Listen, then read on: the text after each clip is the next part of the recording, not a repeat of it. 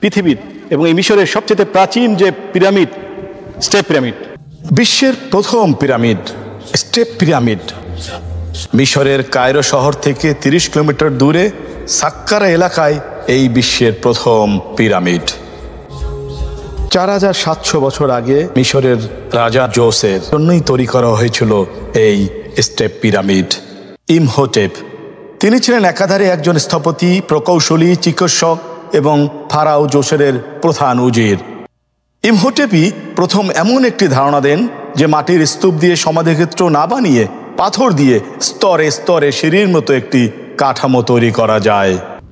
এখানে দেখেন স্টেজ রাখা হতো এবং এখানে এসে যারা মালিক ছিল, যারা কিং ছিল, তাদের বসার জায়গা।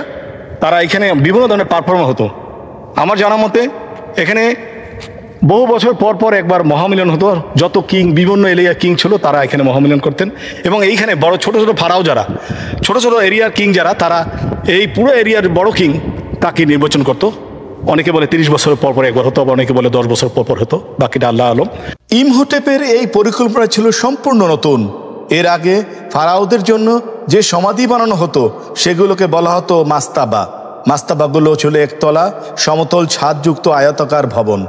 ইমহোটেপ প্রথমে একটি বড় মাস্তাবা তৈরি করেন এবং তারপর তার উপর আরও 5টি ছোট মাস্তাবা তৈরি করেন। এভাবেই তৈরি হয় 6টি স্তরের একটি পিরামিড, যা দেখতে একটি বিশাল সিঁড়ির মতো। আর এজন্যই এর নাম ছিল স্টেপ পিরামিড বা ধাপযুক্ত পিরামিড। কেন এটি ধাপযুক্ত হলো?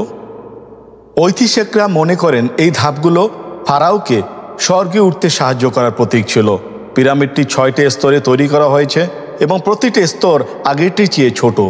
এর আসল উচ্চতা ছিল 62 মিটার বা প্রায় 204 ফুট। এই পিরামিডটি একটি বিশাল প্রাচীর দিয়ে ঘেরা ছিল, যেখানে বিভিন্ন টেম্পল এবং অন্যান্য ভবন ছিল। দর্শকবৃন্দ, আসলে এইসব জায়গায় এরকম একটা ব্যাগের মধ্যে খেজুর, শুকনো খাবার খেজুর এবং পানি নিয়ে রাখবেন, কারণ আশেপাশে কিন্তু পানি অনেক এক্সপেন্সিভ, পাওয়াই যায় না ঠিক মতন, এবং শুকনো খাবার খেজুর অনেকদিন থাকে, সাথে করে নিয়ে আসবেন, তাহলে আপনার জন্য সুবিধা হবে।